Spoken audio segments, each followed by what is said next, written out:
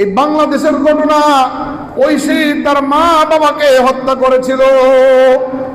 মা বাবার কাছে টাকা চেয়েছিল বিভিন্ন রকমের নেশাদ্রব্য খাবারের জন্য, কিন্তু মা বাবা যখন সন্তানের অবস্থা লক্ষ্য করতে পারলেন, আমার ভাইরা বন্ধুরা, মা বাবা সন্তানের অবস্থা লক্ষ্য করতে পেরে সন্তানের হাতে আর টাকা দিতে রাজি নয়। কেন টাকা দিবেন না? এই সূত্র ধরে আজ থেকে প্রায় 7-8 বছর আগের ঘটনা, ঐশী তার মা বাবা উভয়কে হত্যা করেছিল, জবাই করে দিয়েছিল। বলি নাউযুবিল্লাহ।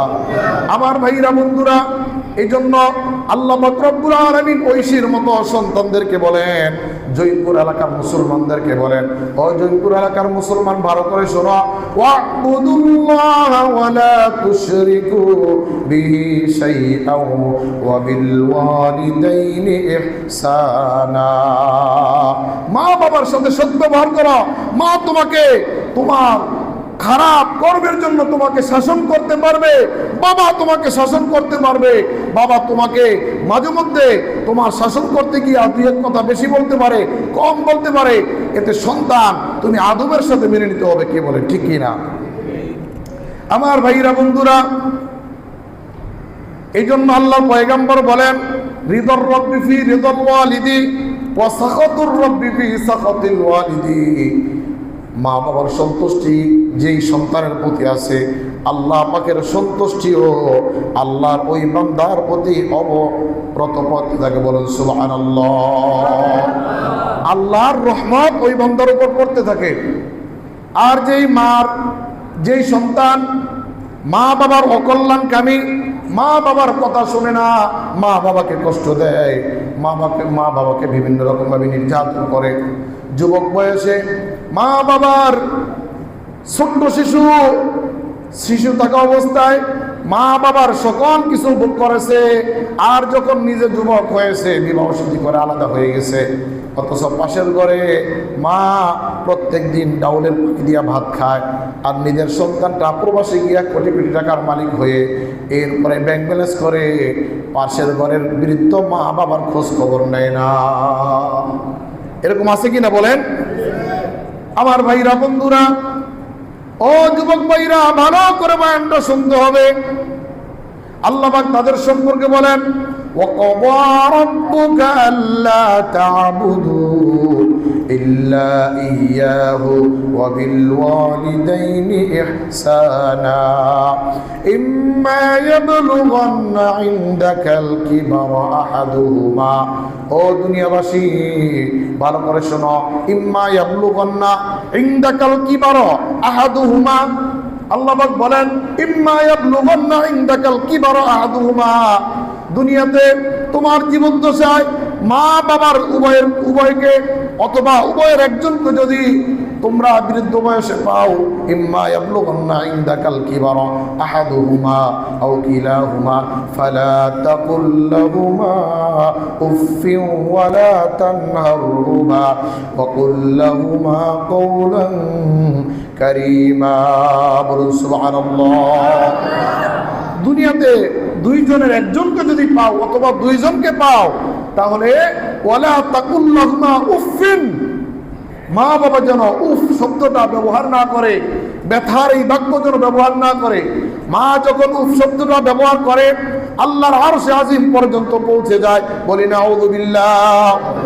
আমার ভাইরা বন্ধুরা, বাবা যখন উফ শব্দটা ব্যবহার করে, এই ব্যথাটা স্বয়ং আল্লাহ রাব্বুল আলামিন আল্লাহর আরশে আজিম পর্যন্ত পৌঁছে যায়। এই জন্য আল্লাহ পাক বলেন, ওয়ালা তাকুল লাহুমা উফফিন ওয়ালা তানহারহুমা ওয়া কুল লাহুমা কওলান কারীমা। মা বাবাকে রেসপেক্ট করো, মা বাবাকে সম্মান করো, মা বাবার কথায় খুশি হও, মা বাবার কথা মান্য করো, মা বাবার খোঁজ খবর নাও, মৃত্যু পর্যন্ত মা বাবার দুঃখ সুখে তুমি সন্তান তার পাশে থাকো। এরপরে واخفض لهما جناح الذل من الرحمة وقل رب ارحمهما كما ربياني صغيرا। বলুন সুবহানাল্লাহ। মা বাবা যখন কবরে চলে যাবে, ও সন্তান, এরপরেও তুমি দায়িত্ব মুক্ত না। মা বাবা কবরে যাওয়ার পর তুমি ভাবছো মা বাবা কবরে চলে গেছে, আমি দায়িত্ব মুক্ত হয়ে গেলাম না। আল্লাহ পাক তোমাকে স্মরণ করে দেন, ও বান্দা ভালো করে শোনো, তুমি দুনিয়াতে আসার পিছনে মা বাবা তোমার অমূল্য সম্পদ। মা বাবা যদি তোমাকে যদি আদর যত্ন না করতো, মা বাবা যদি তোমাকে লালন পালন না করতো, মা বাবা যদি তোমাকে সুন্দরভাবে যত্ন না করতে, তাহলে ছোট্টবেলায় নিউমোনিয়ার মতো রোগ হইয়া তুমি ইন্তেকাল করতা। কি বলেন ঠিক কিনা? তোমাকে বিভিন্ন রকমের রোগে আক্রান্ত করতো, তুমি বড় হতে পারত না। মা বাবা তোমার যখন একটু সর্দি হয়েছে, তোমার যখন একটু কাশি হয়েছে, মা বাবা দুজনে খাবার না খেয়ে সোজা হসপিটালের দিকে নিয়ে ডাক্তারের কাছে ঘন্টাকে ঘন্টা বসে আছে, তোমার জন্য চোখের পানি ফেলছে, তোমার জন্য দোয়া করছে, রব্বুল আলামিন, আয় আল্লাহ আমার এই সন্তান, আয় আল্লাহ ছোট্ট বেগুনে মাসুম বাচ্চা, নিষ্পাপ শিশু, রব্বুল আলামিন আমার একমাত্র ছেলে, আয় আল্লাহ আমার ছেলেটাকে তুমি নেক হায়াত আর তাইয়্যিবা দান করো। বলুন সুবহানাল্লাহ। মা বাবা ঘন্টাকে ঘন্টা এভাবে দোয়া করেছে কিনা জোরে বলেন? পেরেশানি হবে আমার ভাইরা। এই জন্য আল্লাহ পাক বলেন, তোমার মা বাবা কবরে যাওয়ার পর তুমি মা বাবার দায়িত্ব থেকে মুক্ত নও।